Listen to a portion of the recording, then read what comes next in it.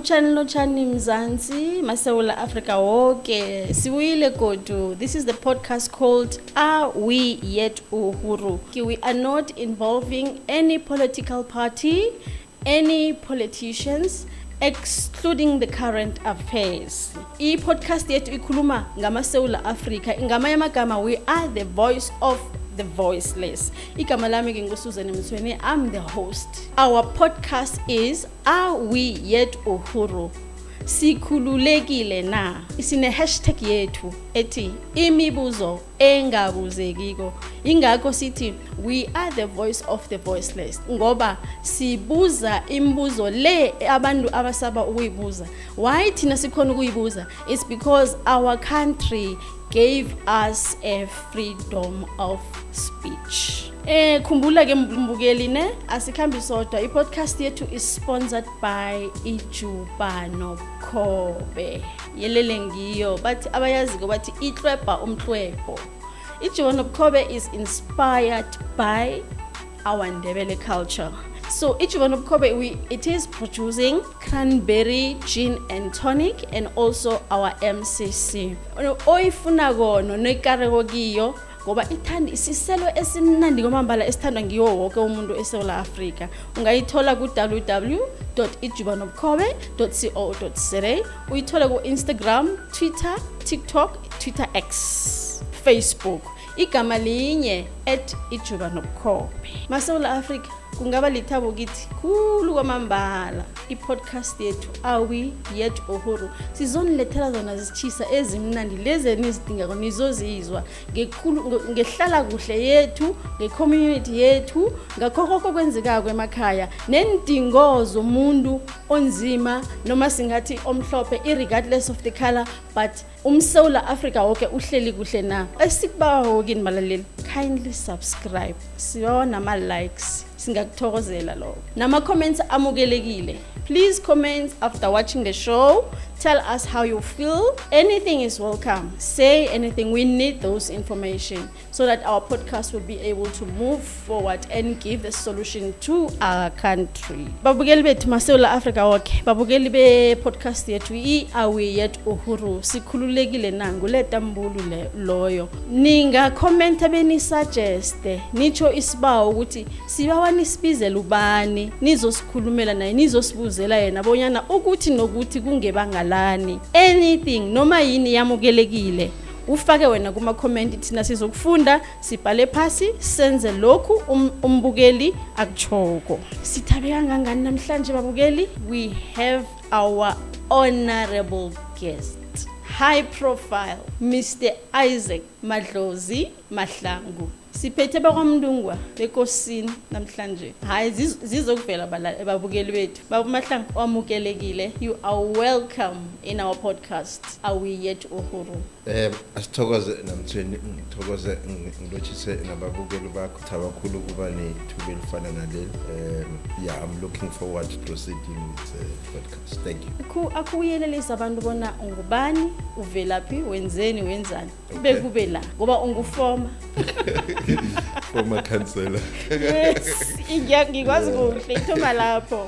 No, asithokoze namthweni njengoba besechino nguMadlozi uIsaac waMahlangu ngokuzalwa ngizalela eBromoro nokho ngikhulele eFlaglacht number 2 namhlanje sibizwa ukuthi ibuhle besizwe nokufunda ngifunde lapho bengayoqeda ibanga le10 kusuka lapho ngaba unintwanyana ezinengane ngizenzayo kodwa nje ngilokho ngakhotsho akusitshele ngokusuka phasi kwakho former ungasibalela amafoma mabili mathathu.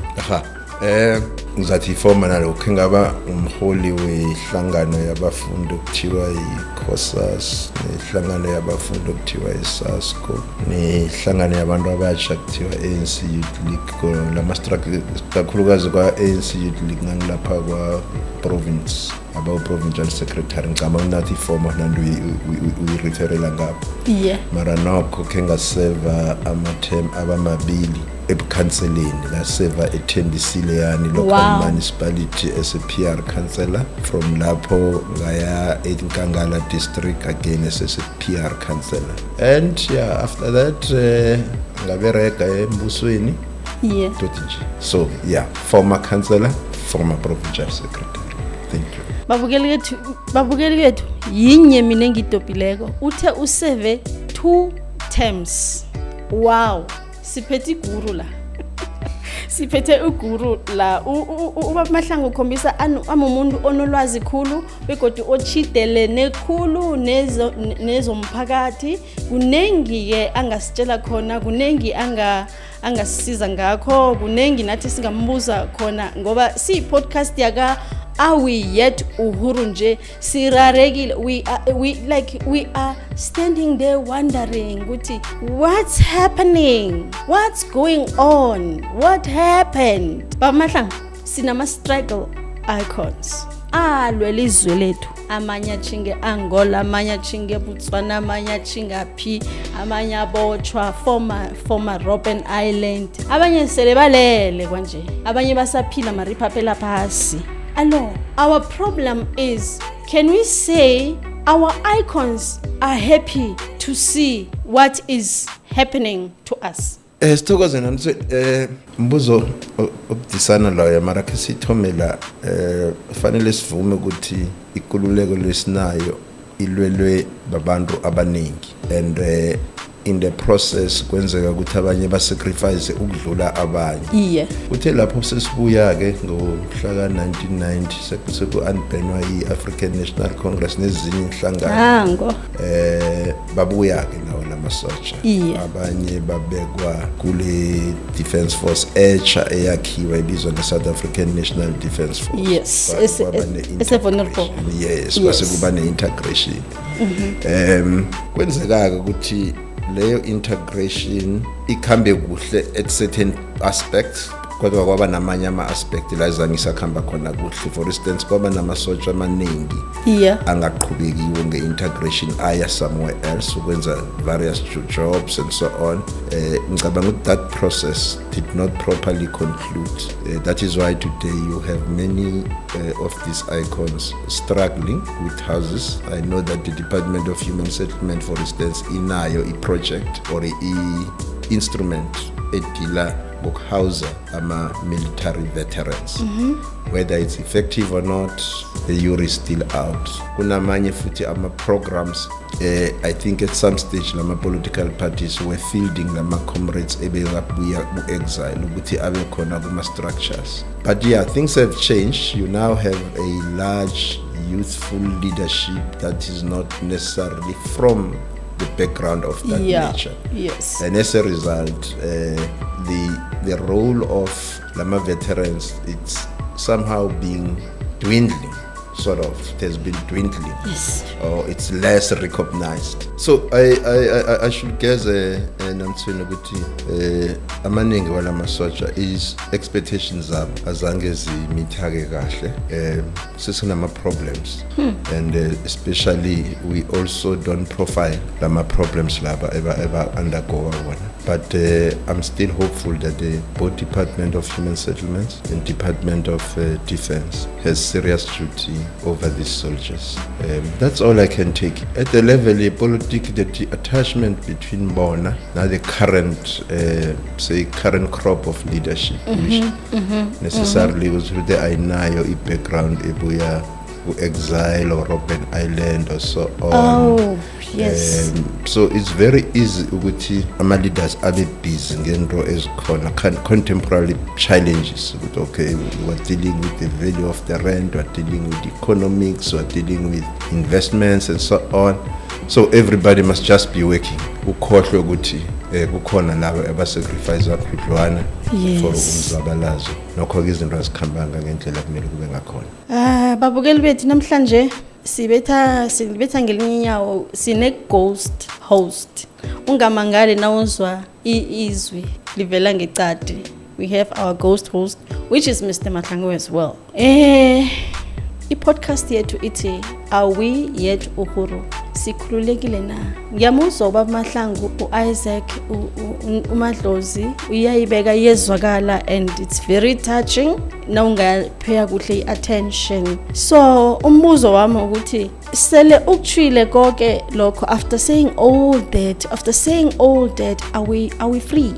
in South Africa as a whole. Sikhululeke ngendlela le ebesihlele ngayo sicabanga ukuthi izaba ngiyo na. Ngithokoza nomthweni ngicabanga ukuthi akhe nginabanabi kancane. One ukuthi ikululeko on paper kuba yi-constitution lube ne-constitution sinayo la eSouth Africa i-constitution and i-constitution lena isinikeza ama-right amaningi enye nenye i-legislation esiba nayo kumele ikhambisane nalo mthethosisekelo. So kuleyo level sinayo ikululeko, siyakhona ukuvota, siyakhona ukuba nama-councillors, ama-ministers, cabinets and so on. So i-political freedom ihlezi ikhona. Inkinga iba ngapha ngaku-economic freedom ukuthi kube nesikhathi eside, for instance, where inenhlangano ezenkululeko ezilwela inkululeko zingakhulumanga kakhulu ngesimo sezomnotho, ikakhulukazi ngesikhathi basese ku-exile. Uzobheka ama-document amaningi avela ngalila kabo Harare Declaration and so on, including Freedom Charter. Uyakhona ukubona ukuthi i-aspect ye-economics ithasheka kancane and futhi kuthe lapho kuba nama-negotiations asithathe for instance lama-underground negotiations ebekaba khona say 1985, I think it was in Ghana or something, but there was a meeting between the ruling party and the Afrikaner academics and business people. There were some discussions there. Most of those discussions were focus on politics kunokuthi abe kusimo sezomnotho. Uzokhumbula ukuthi after 1990 naseqala kwenziwa lama discussion of uCodesa nanani kwaba khona ukufomeka kwezi ama think tanks akusabiza njalo think tanks or even business divisions within inhlangano ezibusayo ezikhuluma isimo sezomnotho. Ila kwaqala khona kwaba ne RDP Reconstruction and Development Program based document kwaba iyona ke beyikhuluma sana ngesimo sezomnotho. Yayilidwa kakhulu ama trade unions, especially COSATU and other trade unions, and then kwase kuba nalenhlangano ze-politics. Ngicabanga ukuthi from there you then had a microeconomic strategy called Growth, Employment and Redistribution, GEAR, bavamisa kuyibiza nge-1996 class project. So I'm just saying our economic dispensation did not go at the same time or at the same pace with the political dispensation. So ngamanye amagama wena uthi ikululeko yona ikhona. It's just that it is classified. There are sectors that were not built in such a way that they can give South African freedom, like financial freedom is the first challenge that we have. That's what you're saying. Yes. So there are those different, because after finances, there are some again. Let's say human settlement in the yokuhlala azange ibe covered that in such a way that it can accommodate and make us feel and say, thank you, our government, we are free. So we can say, you are saying it's 50-50.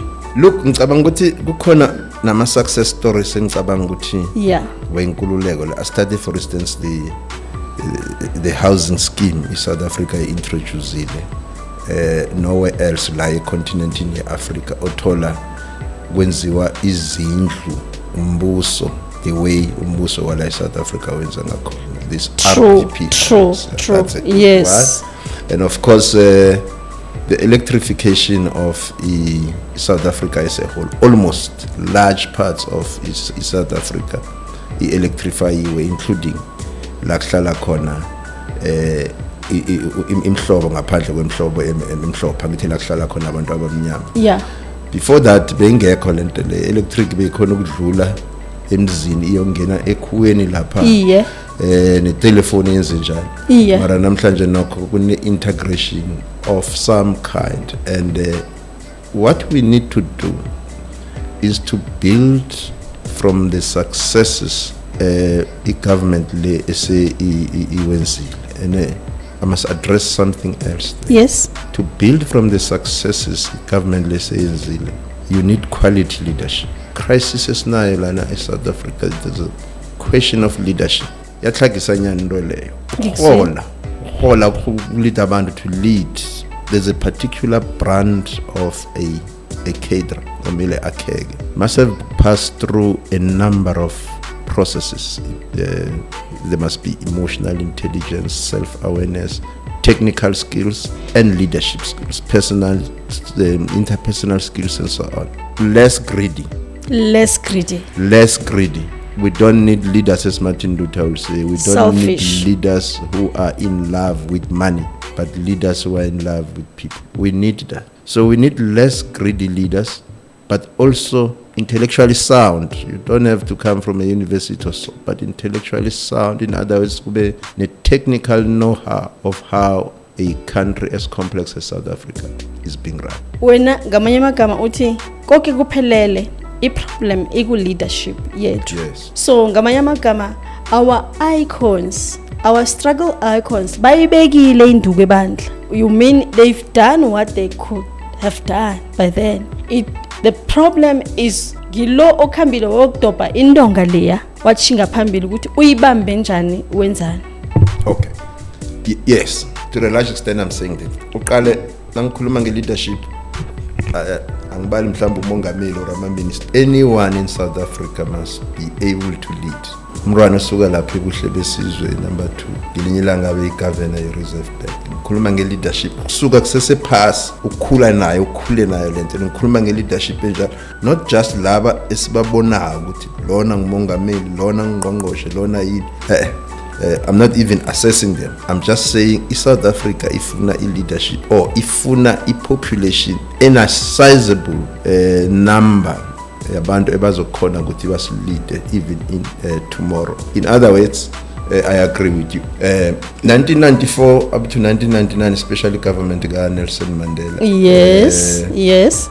You could account for everybody that time. People who were in leadership, including directors general, because those are serious people who are running the state. And of course ministers and so on.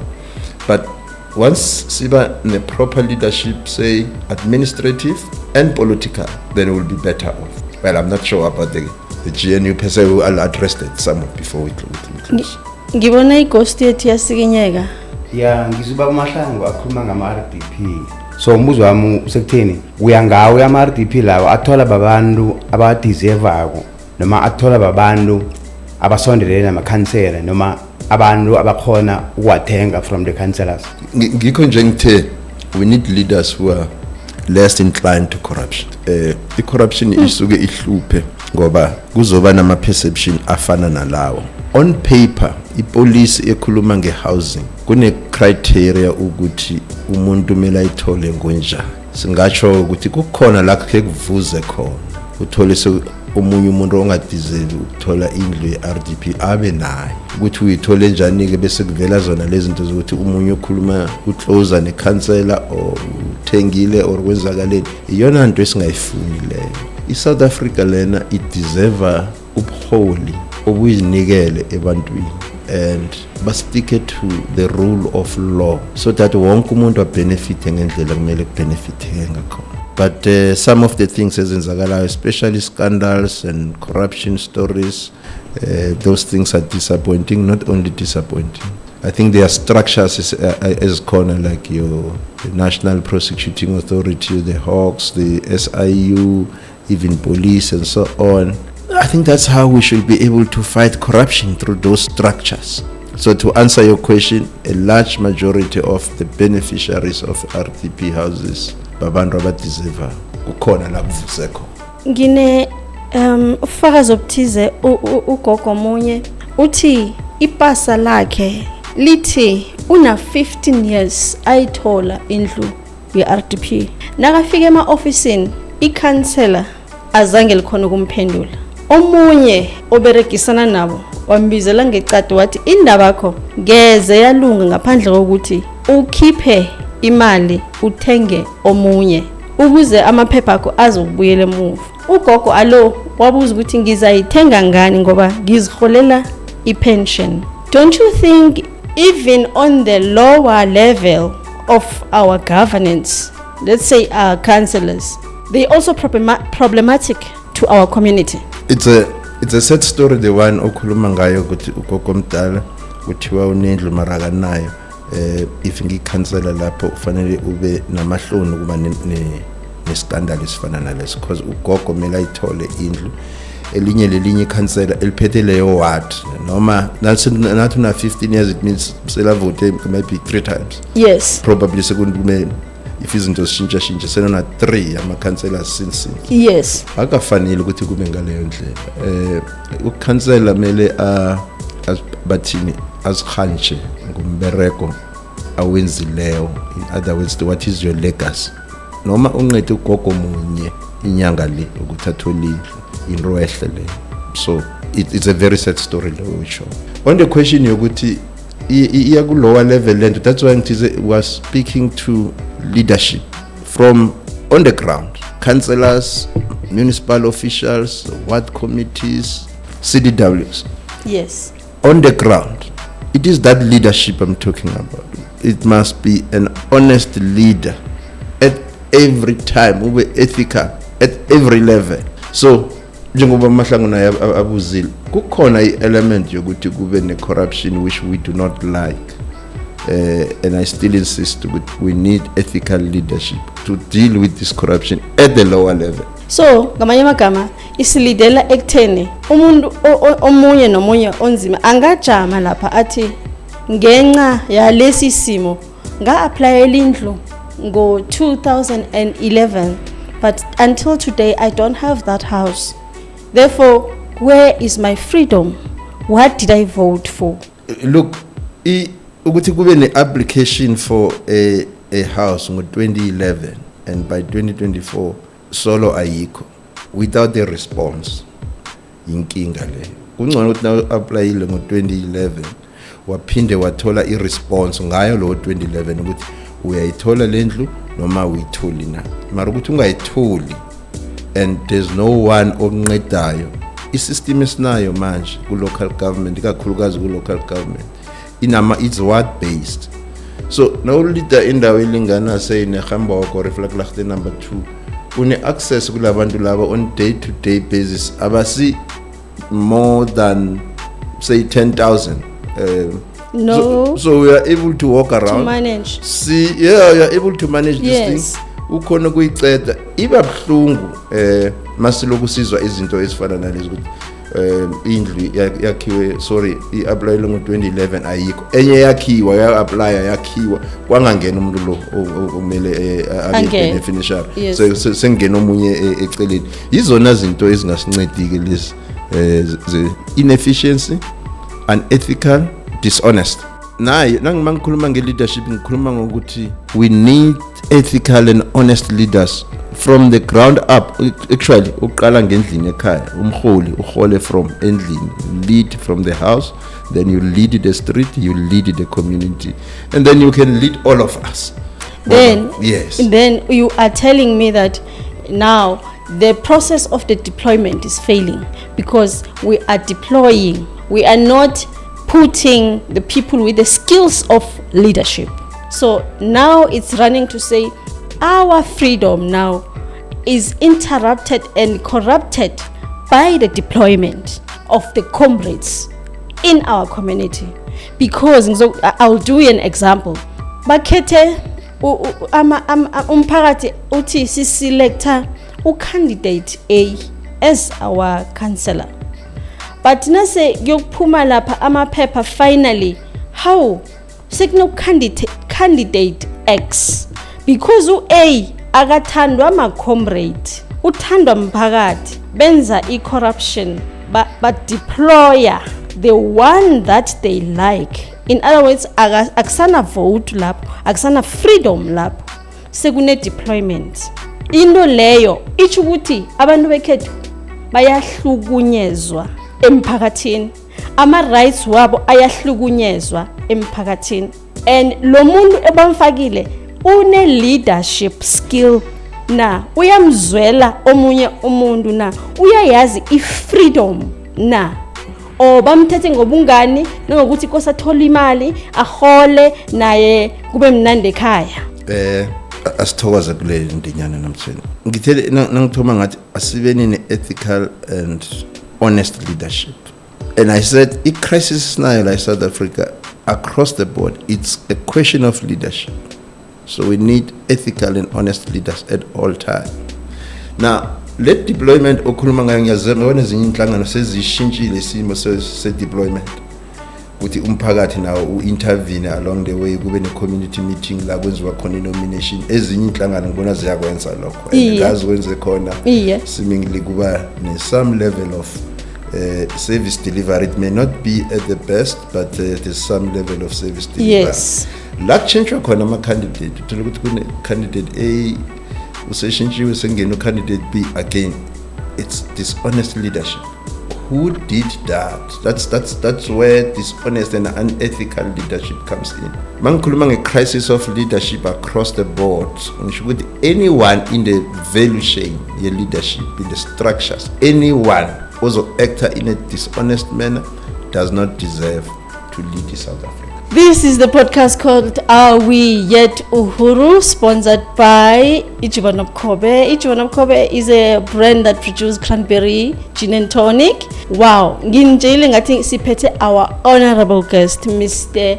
Isaac Madlozi Mahlangu webukhosini. Ghost? Yeah, ngizwe baba Mahlangu wakhuluma ngokuthi in terms of electricity, lokhu akudala bengena emzini ngapha yece yengale ekhuweni. So my question is, awucabanga ukuthi lokhu akudala bekungcono ngoba beyihlala ikhona igezi le, unlike manje sinayo sonke mara kuyafana sinayo ngoba sihlale sikulo trading, ungathini mhlambe ngalokho? Okay. Mangikhuluma I think ngi-answerishe in two phases. First phase ngikhuluma nge-electricity pre-1994. Yes. Labo uyithola ikhamba across yeqa imizi eminingi emaplasini iye ekhuweni elithize. Then after 1994 kwaba ne-electricity to everyone, should they supply almost to everybody. Now the question le oyibuza is around load shedding.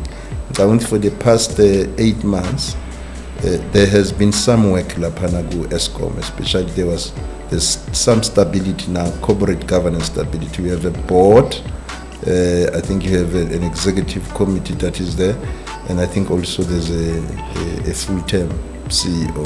But also at the level of e-governance, the cabinet has taken seriously into load shedding. So as a result, there has been lesser load shedding than it has been in the past. I agree with you, Uguti. There has been some changes in terms of electric supply in the country. Ngiyavumelana nawe because esikhathini sanje uthi udlula nje ku highway uthola imikhukhu ihlangahlangene awutholi kwenza njani. There's no infrastructure, but the electricity is there. Yeah. The lights are there. It's just that we have that interrupted process for servicing where besihlupheka ngobumnyama, load shedding stage 10, stage 9, stage 15, which also is disappointing because into le besinganayo ekuthomeni emzuka noMandela silethela igezi, besinegezi 24 hours, sithome ukuyi-experience nje. So ibuyela back ku leadership le oyithindileko ukuthi i-leadership yethu isamgandelela umuntu onzima ukuthi angakhoni ukuphakamisa izandla njengomntwana omncane athi ngikhululekile ezweni lekhethu. Therefore I'm saying ukuba khona kwe-electricity nje nemaplasini nangabe sizokuchubeka ngendlela le esitshoko uzokuzwa umuntu omdala athi bekungcono lo kya naku so awa nje kuyabhala, which means umuntu lo omdala akayifili lento ayivote le eyabhala ku constitution. Are we financially free? No.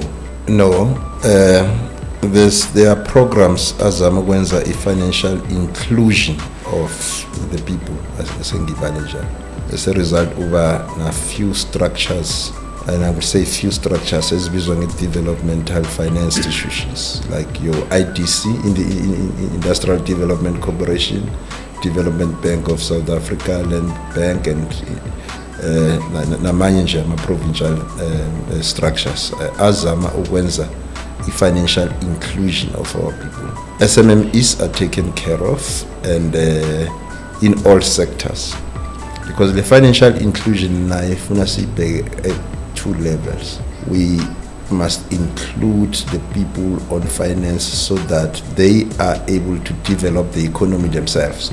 That is why kakhulu sibhekana nama SMMEs. Other than that, you have a large population in the country that depends on salary. It's not running business. So basikhuluma ngale crisis ye leadership, it's not only political. There's a lack of economic innovation as a result of structural defects. Ukuthi umuntu ukhulelele kuphi and so on. Kuyadependa nalokho ama opportunities. If ukhulela say ekwaha or number 2 uba different nyana kunomuntu okhulela eMamelodi or there's just a class. It's not even class, it's strata. It's a strata within the working class. Uthola abantu baba nobunzima boku access 1 employment, 2 running businesses. Knowledge. So and also knowledge. Now, I'm saying, no, there's still a long way to go for financial and economic mobility of our people. Nangicalisisa ngomena ngivumela nawe ukuthi we are not financially free. Uqale our statistics, look at our statistics, we youth South Africa, where are they now? Badla ma 350.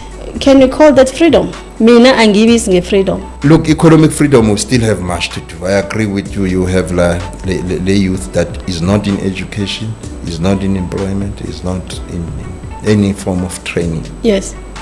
And therefore, basically, finally rely more on the state to provide ama grants. And nama SMEs, the problem of SMEs I have experienced. The problem is the source of finance. Uzothola ukuthi omunyeke unayo ingcondo ukuthi yazi I want to build ikoloyi eja encane ngifake ngibe initiative ingene ku market, but our source, even if angayokokota to any department, no one will give that person an attention unless if you know someone who's connected to someone connected to someone. That comes back to me. That comes back again that our leadership is still abusing South Africans, because if ngizokokota kule department abana sikhathi sami mara nakokota omunye umuntu uphuma nama millions. Again, let's talk of sikhululekile na solo sibiza ukuthi sikhululekile nasinjalo.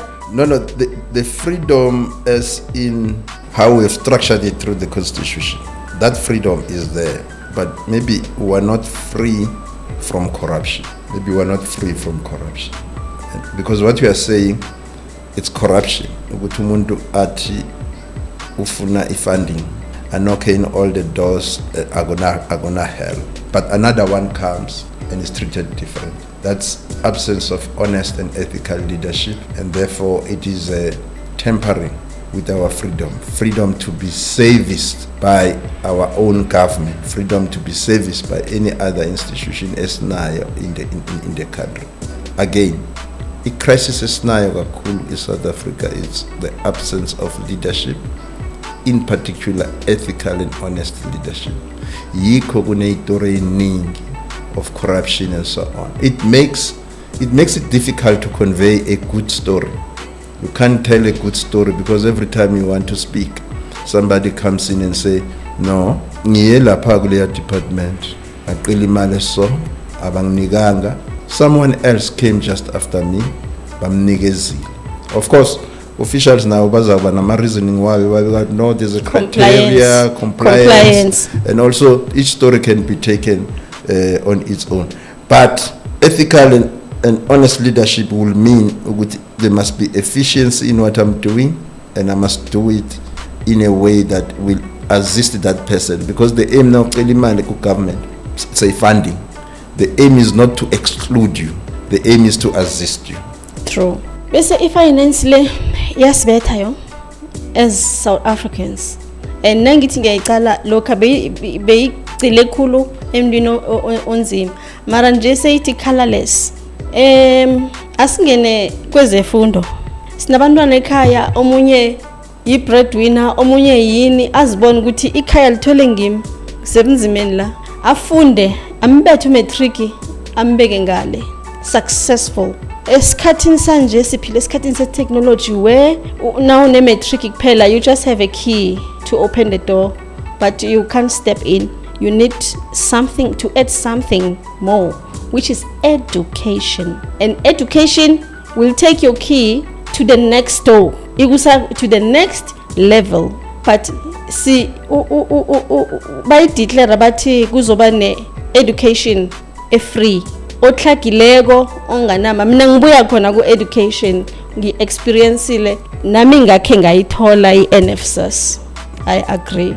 There was a time ngingayitholanga, I don't know what was happening, but there was a time ngitholile, I was happy, thank you Lord. Mara nginokuzwa man, why abantwana abanayo, uma akabereki uluka umseme, ubaba akabereki, unemployed, our parents, umntwana ufuna esikolweni imali ayikho, NSFAS imnikele, but ekukhambeni kwesikhathi sesithola abantwana basestradeni babethi toyitoyi. The first person okufanele ayokujama phambi kwabantwana athi ayihlale phansi ibambe umthetho is the first person ovulela ibullet phezu kwabantwana. Is that freedom? Well, asicale the intention lento ye-National Student Financial Aid Scheme NSFAS. I-intention yombuso laphana ukuprovide i-education ebantwini abaningi abangakhoni ukuba nemali, angabangakhoni ukuba nemali yokubhadala esikolweni. Amanye amagama, do away nge-financial exclusion yabantwana, in particular from the working class background and the rural areas. So far, NSFAS has worked very well in providing quite a number of opportunities to people. Ngiyavuma. Mara kuna masokana sejele. Sola sejele. For what? Because they were leading the march. Oh, the fees must fall. Babula lubani, bebaphethe isigidi, bakwazi ubani, bebela ubani, bebabawa imali yokufunda. Namtsweni ufuna nangivala le indaba ye-NSFAS. Ke ngivale ngisho ukuthi la sikhuluma only with the higher education sector. Yes. So there's some work government ewenzile ukunikela umntwana, like I'm saying, from the working class background ukuthi have any access to higher education. Yes. Mara na phasa apha suka kubo grade R ufika ku grade 12 akhona ama no fee schools and kunama feeding scheme, particularly kuma foundation stages. So if sikhuluma angeke ngibele ukuthi it's a real socialism person, but masikhuluma ngombuso ozame ukumanage i-freedom ku-education, I think this government must be given credit. Ngiyathokoza. Thokoze mina ngiyayizwisisa kulayo point ngingabapha u5 out of 10. Ngoba ngoba uzokuthola omunye umntwana ekhaya vele ukudla kukho. Uphila ngokuthi adle esikolweni, and now pay attention nakuvala inkolo ubone ukuthi these kids are losing weight. Ngibonile ngistudishile. But nakuvula inkolo, these kids are glowing, which means they depend kuloka kudla abakuthola ngoba ngasikhathi boye ekhaya vele kadokya nofika ukudla kwe-break akukho, usuthathe lokho kukhona uhlangahlanganise. At least namhlanje ngizokuthi kathathu ngiphelela lapho. Okay. No, yeah, in terms of education, yeah. Yes, in terms of money into education. But I'm still worried about those students who are still behind bars because they were fighting for their high education in the university. Who can help them? I don't see anyone who can help them. And people, it's not like abantu abafuna ukubasiza. Kunento yokusaba eSouth Africa and into le akhulunywa ngayo begodu ayibuzwa ngibeke nangesingisi. People are afraid of coming forward and voice their worries and needs because they are afraid of being taken as a leadership of maybe saying corrupting the society or something, and then they are afraid that the government will say, you are the leadership and you are the one who's leading these people to come and make noise. Therefore, you are going to be behind bars. You are going to be arrested. And once that person is arrested, those people who were there, they won't even run and sleep there and say, our person, please, mkipen nabo self bayabalega. Therefore, lapho kusesenekinga, according to me. That's my view. According to me, amasoka nalawa up behind bars akunamuntu namhlanje oyobuza ukuthi enhleke abantwana abantu babophelani ngoba bebabawe imali esikolo. Well, I remember namthini ukuthi ngesikhathi kunale campaign free in fees must fall campaign kube nama leaders amaningi mhlawumbe aba arrested and coming out ngicabanga ukuthi there was one prominent amongst them in KZN. To be quite frank, I did not follow whether their cases were finalized or not. I know one that has been almost finalized, but whether others are still in prison and so on, I think it would be a sad story unless they were found guilty of something else. Kodwa-ke ngasho ukuthi from the side at that time what the higher education minister what was saying ukuthi there are rules of protests even inside campuses, like there are rules of protest like in the workplace and so on. Maybe there could have been a particular version that the state had against those students, but I must be frank, I have not followed the full list, the movement post that particular campaign. I've not followed it. I understand you. Khona la ikhona freedom 100% iphelele, but kukhona intage la sigandelelwa khona ukuthi singakhulumi ngoba sakhuluma sizokuhlukumeza, sizokudisturb indo zabo. But ngisalile ukuthi okay, nangabe asithi nangabe amacala wabantwana abasejele ngalesi sikhathi afaka okhunye engingakwaziko mina, I will surrender, take them. But nangabe icala labo lisathi bengifuna school fees, angivumi, ngiyala futhi ngingayijamela ukuthi abaphume njenga nje. Ngibhlungu ngabo nangabe isesenjalo indaba le. And then siwuyele lapha bamahlangu, naku umntwana uyaphasa esikolweni ne in South Africa, sine syllabus. Yes, sinama streams, sine BCom, sine commerce, sine science, sine general. Tinage esikhathini sethu we were labeling a frog, we were labeling ijuba, we were labeling all those kind of animals. I don't even know where are they right now, and they didn't help me. It didn't help me at all. There's nothing I can do. I cannot knock your office in, but your experience getting a label fish, it doesn't help me. So ingithathela ekutheni ngihlale phasi manje ngenze i-comparison. Kangangokuthi ngenze i-comparison ngaze ngaphuma into my stream ngajumpela kwamanye ama stream ngawa analyzer. I realize even ukuthi even history le engenza umntwana ukuthi abe yi-political science that will drive our chamber, it's not up to that standard according to my analysis. And I went to other people and asked them, like, is this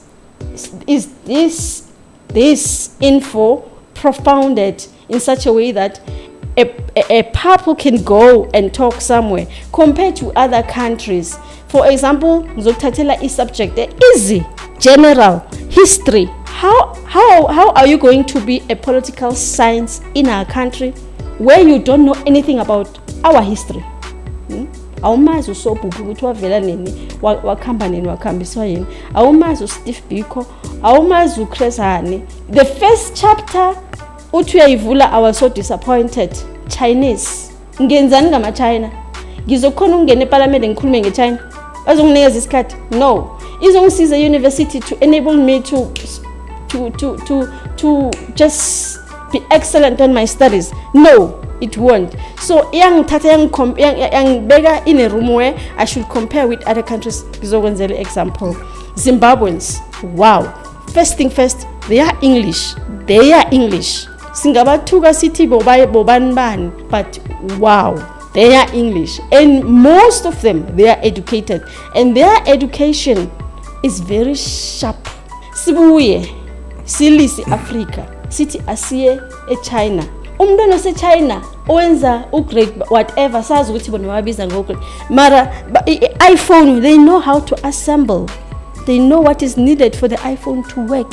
But our children, they're just having a paper that is having life orientation. Okay. Ngiyakuzwa lapho namthwela. Ngizama ukuyi-answerisha yonke ngokuphelela. Asithome ngale yeZimbabwe. Remember, Zimbabwe, there was no interruption of the education system. Bantu education zange yaba khona lapha. It was all systems go. The colonizer handed over an educational system that was not tampered with. It was a purely English system of doing things. In South Africa, kube ne serious intervention from 1950s, the Bantu Education and Bantu Education Act and so on. It had disrupted how they were dealing with things. That's why uti labula masongololo facing nani all those things were not helping us. But ngiyacabanga ukuthi intervention eyenzeke after 1994 in terms of syllabus ihamba change kanengana. So I remember under Kada Asma basic education there was an intervention with the curriculum Medibenjani from foundation phase up to grade 12. So far wamrana banengimuzwe i-level you comprehend isingisi sakhe ne-level you comprehend the subject matter like your mathematics and so on. I'm so far very much satisfied, and also the other languages akhona ukwakhuluma akakhulumi isingisi kuphela khuluma neSwati nesiNdebele uyakhona ukusihlanganisa zonke. Mastering language is also a very important thing because also lapha ku leadership i-question yokukhuluma mara ukhulume into engiyo ungasukhulume nje uyakhuluma ukuthi umuntu une oratorial skills ngicela khona ukusikhulumisa like a question oyibuzayo ijame njani curriculum yethu. A leader must be able to speak about that. So labantwana laba ngicabanga ukuthi at the level of language is some work, at the level of science and so on there's some work. Uzakuthola kuba na good pass rate at the matric boma 80-90% and so on.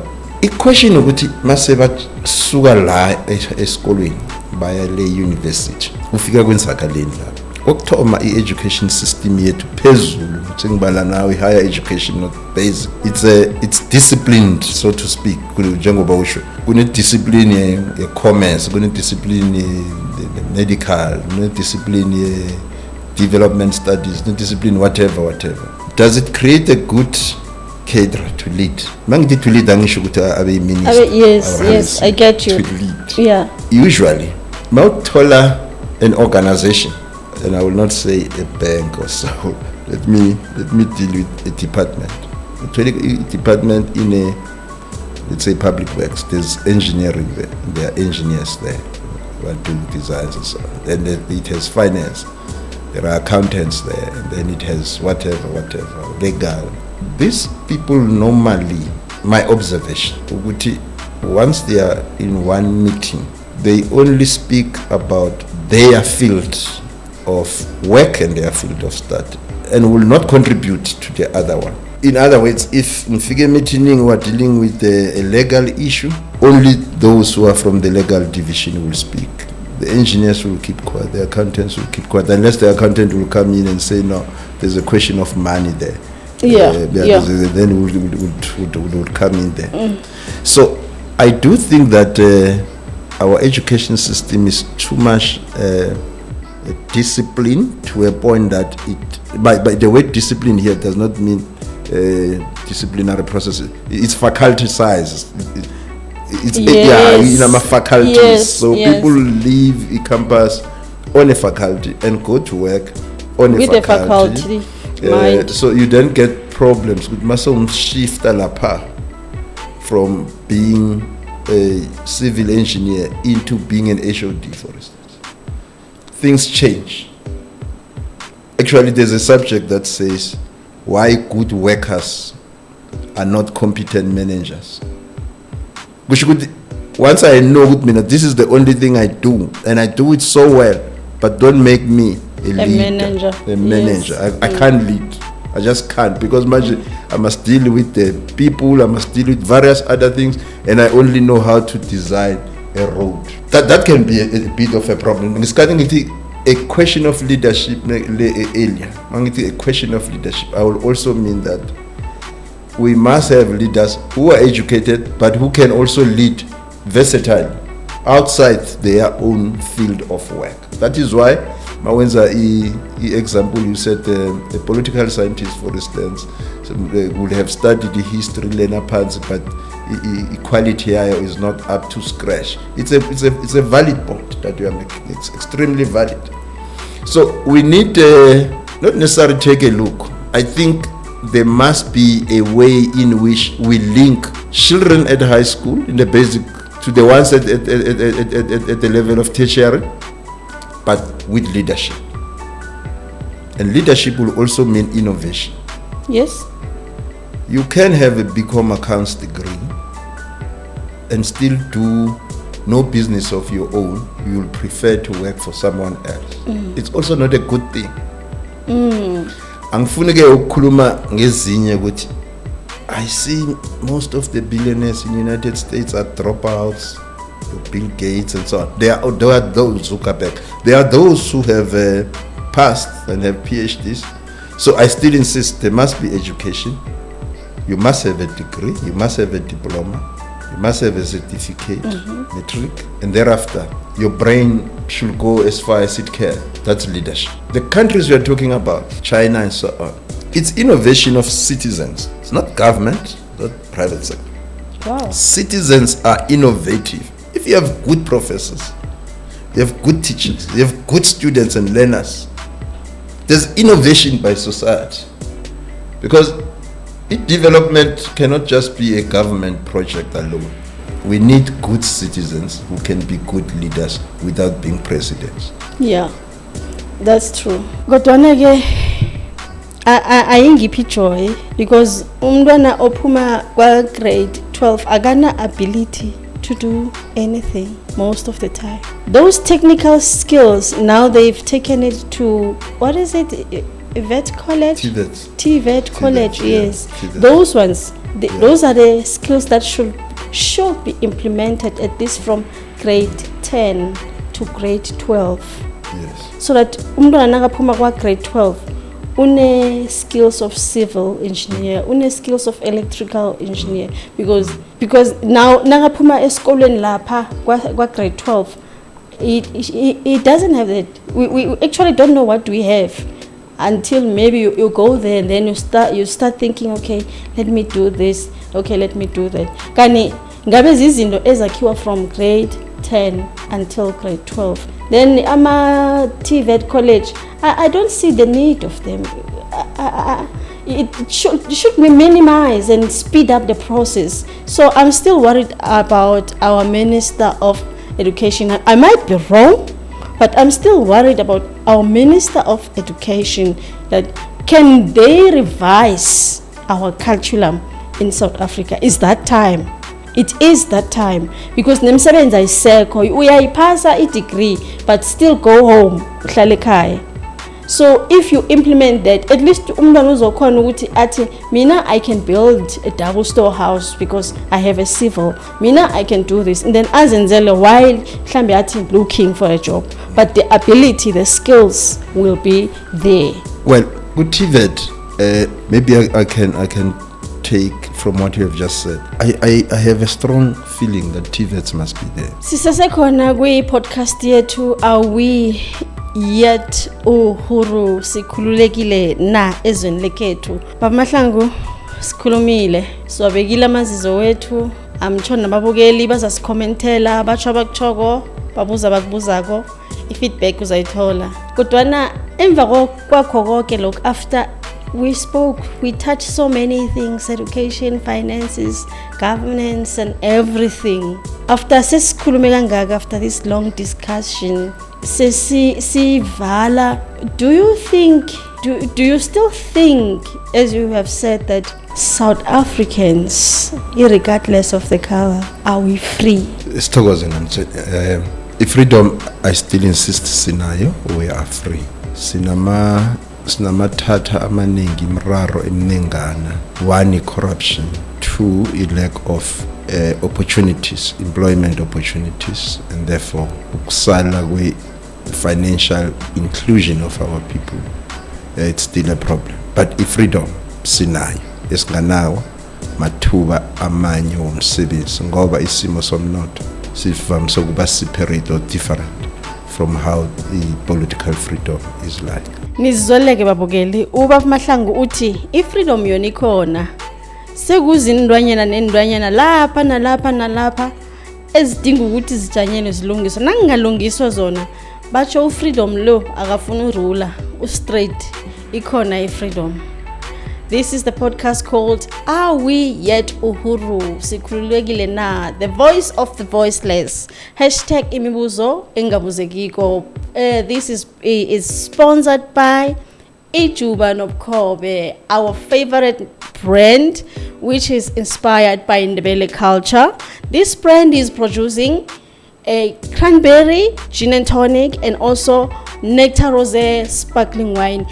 Nawufuna pop-up champagne iyakuberegela ngisho noma sewuthatha wenza idwendwe ngapho ikhona ungayithola at www.ijubanobukhobe.co.za or uyithole kwamanye ama social media wethu wonke Twitter, X, Instagram, Facebook nakho konke igama linye, one name, same at Ijubanobukhobe. Siyayivala sithokoze babukeli, siyabawa ukuthi ni subscribe, ni like, nibukele godu bese niya commenta, nisitshele ukuthi nina nizizwa njani ngendaba le. Nibawe godu la nibawa khona bona nangabe nisamfuna ubaba Mahlangu lokuthi hawa akakanithweli izona, nitsho godu ukuthi akabuya sikamuzwa. Sithokoze babukeli, baba Mahlangu ungavalelisa. Sithokoza kakhulu namtshela ngithokoze ithuba onginikela lona. Sithokoze nababukeli bakho ngiza landelela i-podcast le ukuthi ithini i-feedback. Aha. Thank you. Aluta continuta.